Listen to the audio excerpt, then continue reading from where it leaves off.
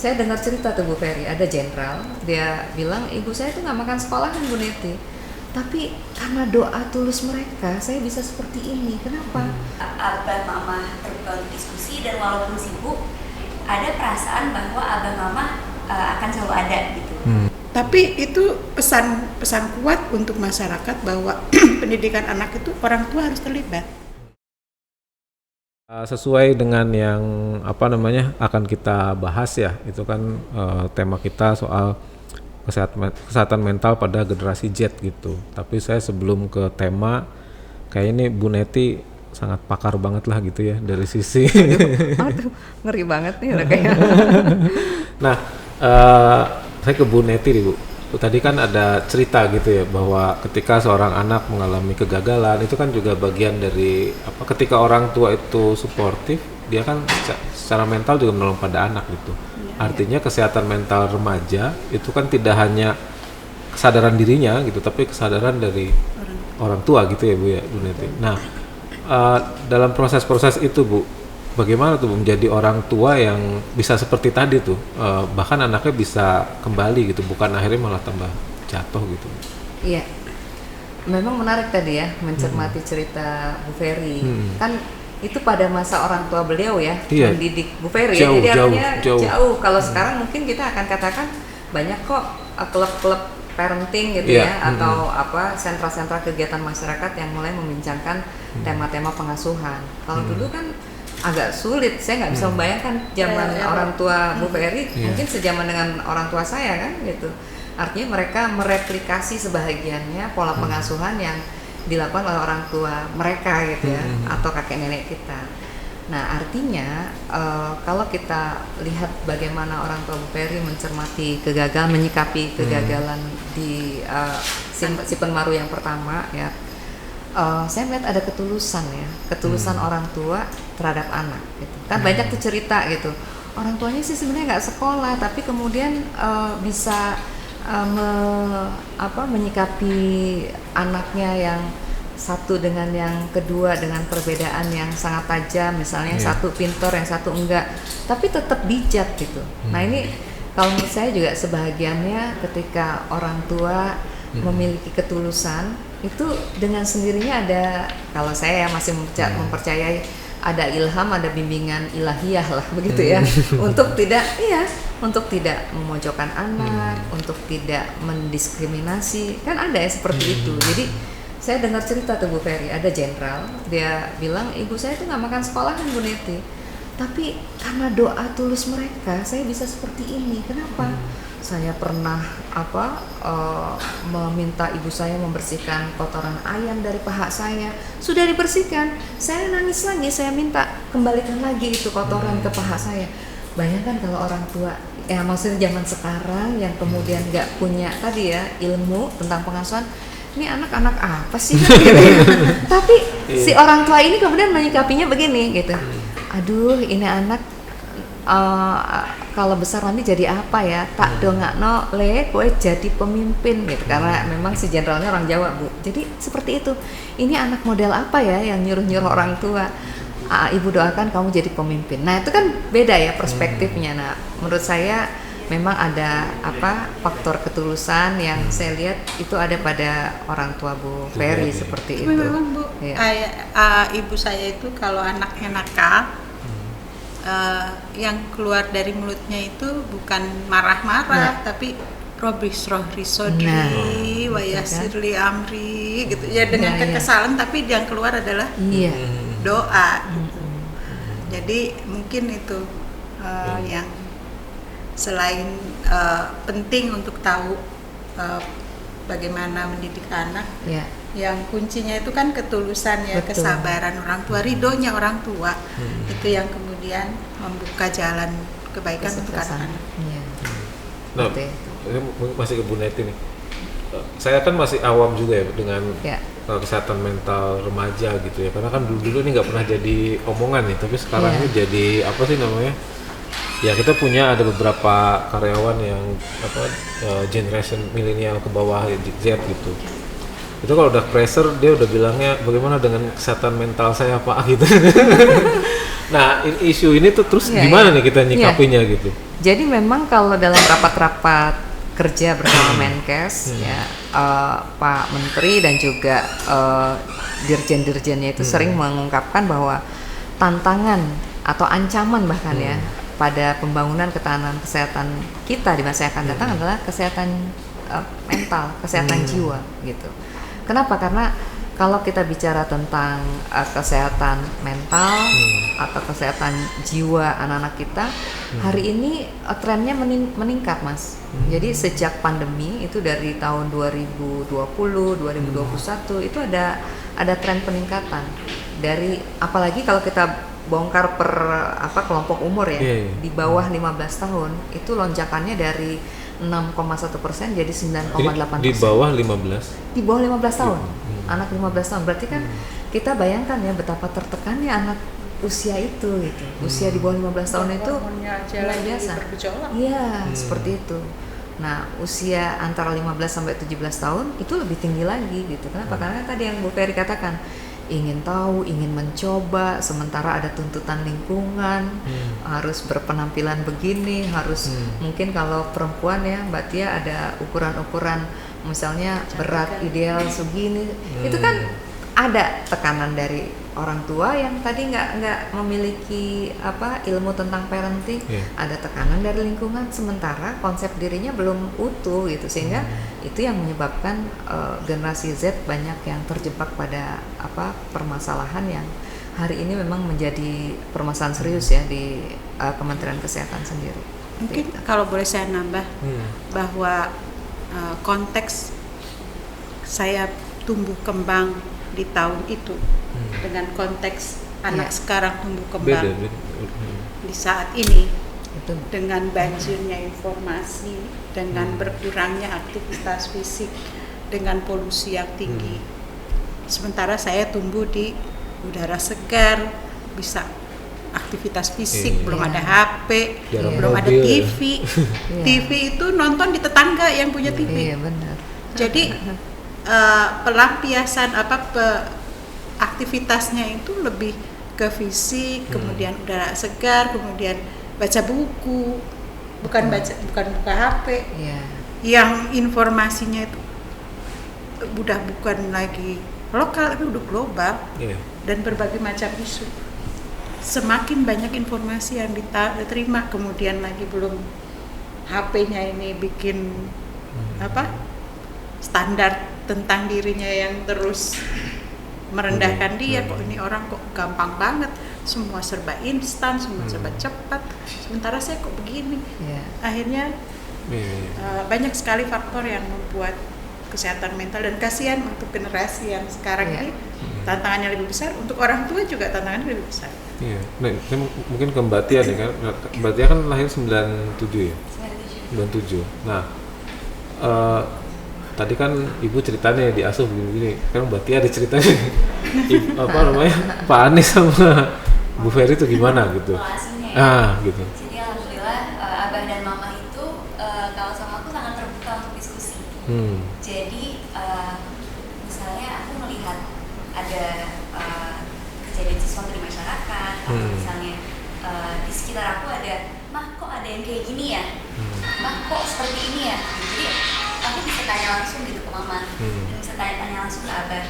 Pengalaman yang aku alami pun bisa aku ceritakan tanpa merasa akan dihakimi gitu.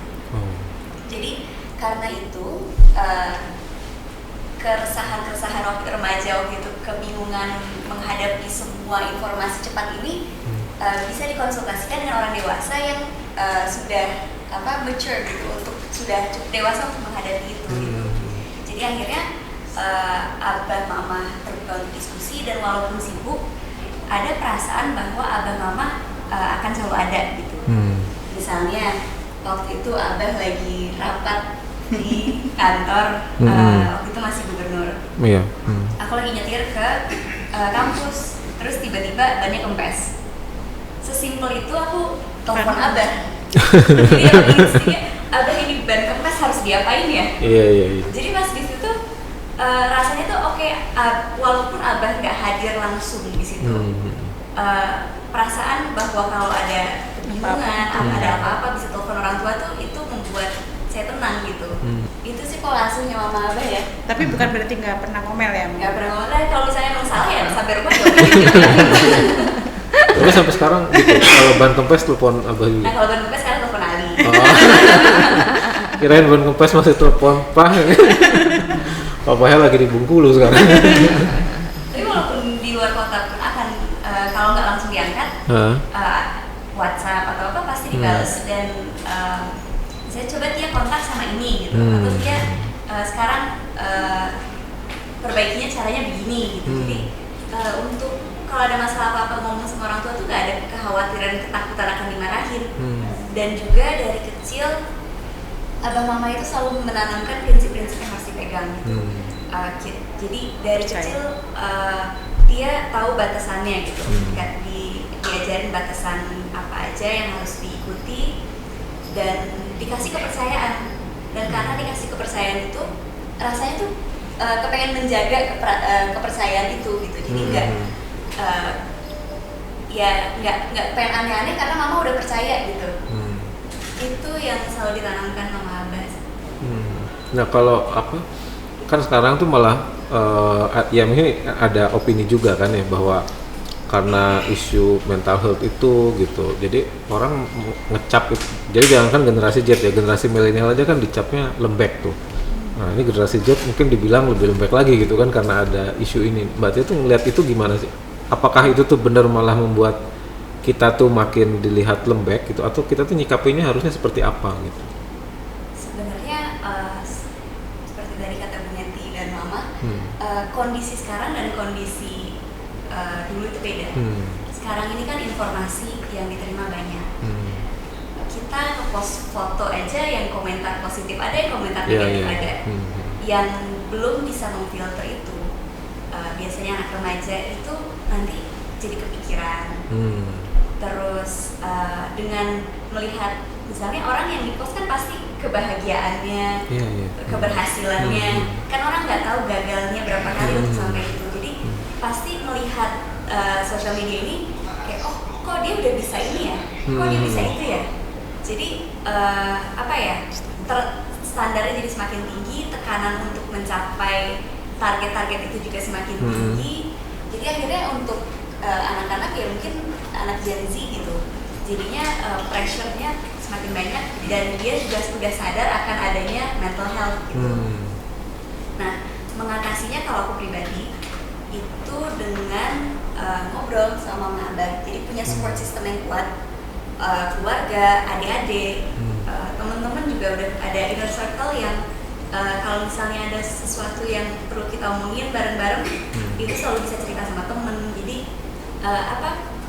yang nge-backup itu keluarga dan teman, dalam arti untuk diskusi itu kuat gitu. Dan alhamdulillah karena itu aku ngerasa bisa melewati tantangan-tantangan informasi yang banyak ini gitu. Iya.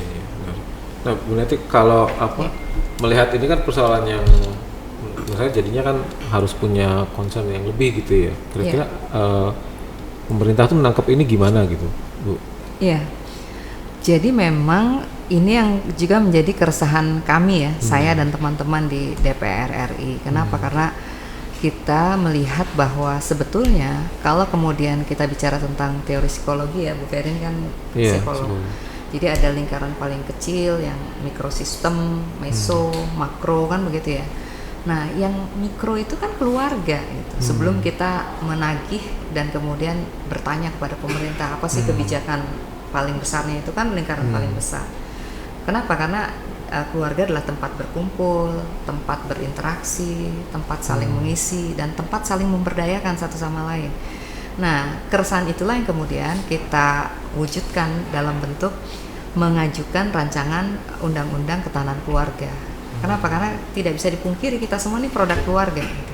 Nah, sementara pemerintah sampai hari ini belum menjadikan keluarga itu sebagai basis dari pembangunan Indonesia. Gitu. Kalaupun ada, programnya itu program yang hit and run gitu. Program-program yang sifatnya artifisial. Ya kan? Bansos memang sih judulnya pada keluarga miskin atau keluarga prasejahtera. Tapi kan lebih pada sesuatu yang sifatnya ikan gitu. Padahal kita ingin jauh dari itu gitu. Bukan hanya ketika ada masalah kemiskinan terus dikasih bansos atau kemudian kampanye minum susu atau makan siang, kan bukan gitu gitu. Tapi kemudian kita harus cegat dari hulunya ya, bagaimana pembangunan ketahanan keluarga ini bisa jadi concern pemerintah gitu. Nah, itu yang kalau di DPR ya. Nah, kita ingin bahwa pemerintah yang menggantungkan segala program unggulannya itu pada keluarga, kan semuanya diandalkan, diserahkan pada keluarga. Pengentasan stunting, kan 1000 hari pertama kehidupan. Hari pertama kehidupan itu adanya di mana? Kan bukan di jalanan, bukan di sekolah, tapi kan ada di keluarga. Kemudian pendidikan anak usia dini 0 sampai 6 tahun menurut Undang-Undang Sisdiknas, itu ada di mana? Kan juga ada di keluarga. Nah, sehingga sudah saatnya lah pemerintah kemudian memberikan perhatian pada pembangunan ketahanan keluarga, dan ini sejalan dengan visinya. Barangkali pernah ngobrol sama Pak Anies gitu ya, kira-kira boleh di-spill kira-kira yang terkait dengan isu ini apa gitu kira-kira yang jadi program? Memang dari pasangan ini ada perhatian khusus terkait dengan pendidikan dalam keluarga juga. Dan itu sudah sebetulnya rekam jejaknya dari zaman kementerian dulu. Pak Anies sudah membuat departemen Bina Keluarga Bindikel. Bina Pendidikan Keluarga. Pendidikan anak dan keluarga. Itu disiapkan dan sudah bergerak waktu itu. Sampai ada aktivitas yang waktu itu gerakan mengantar anak ke sekolah di hari pertama.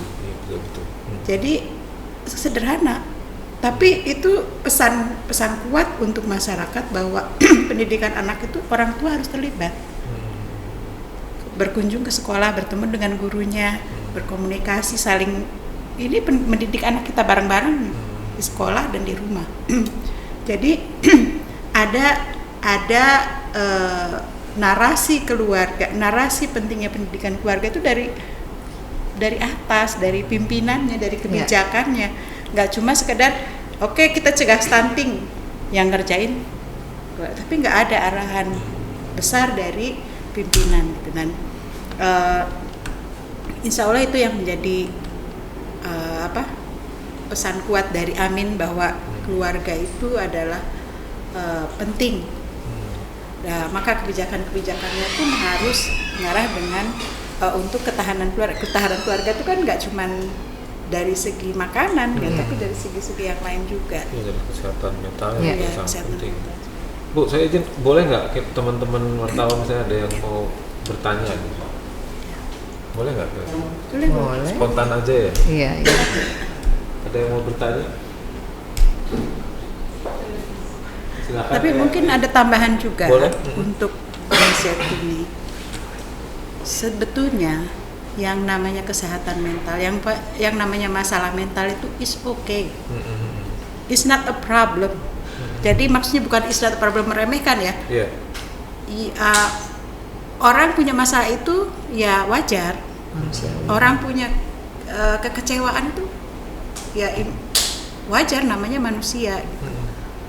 Tinggal kita acknowledge itu, terima itu, dan kemudian konsultasikan. Di sekolah disiapkan psikolognya, di puskesmas disiapkan psikolognya. Alhamdulillah di DKI udah disiapkan itu.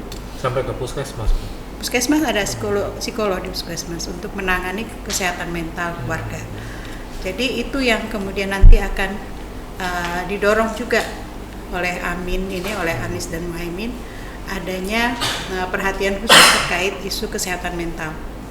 Dan waktu di Jakarta, Pak Anies itu programnya bukan ini program dari Pemda harus dikerjakan di semua tempat, tapi Pak Anies melibatkan komunitas, melibatkan ahli-ahli yang banyak di luar sana.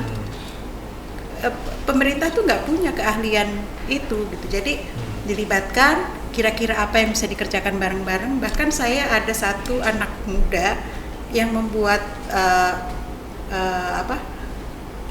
program namanya I Am Okay. I Am Okay itu bahwa punya kesehatan mental, punya permasalahan mental itu nggak apa-apa, kita selesaiin.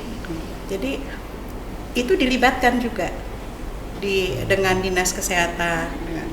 Jadi banyak sekali komunitas yang bisa membantu menangani kesehatan mental, yang bisa ikut terlibat dalam upaya-upaya pembangunan di Jakarta waktu itu. Terus terkait dengan kekerasan di Jakarta, itu kan juga masalah. Pak Anies juga melibatkan pihak lain, komunitas yang membuat aplikasi Jakarta Aman. Itu dilibatkan, dimasukkan dalam kebijakan. Jadi yang penting adalah bahwa solusi terkait masalah kesehatan mental, terkait masalah kekerasan, masalah apapun, maka kerjanya itu bareng-bareng dengan ahli, bareng dengan komunitas. Mereka tuh udah mempelajari sangat lengkap. Pemda nggak usah belajar lagi, kerjain aja mereka, ikut terlibat. Gitu. Kerjakan mereka, libatkan mereka untuk ikut menyelesaikan permasalahan.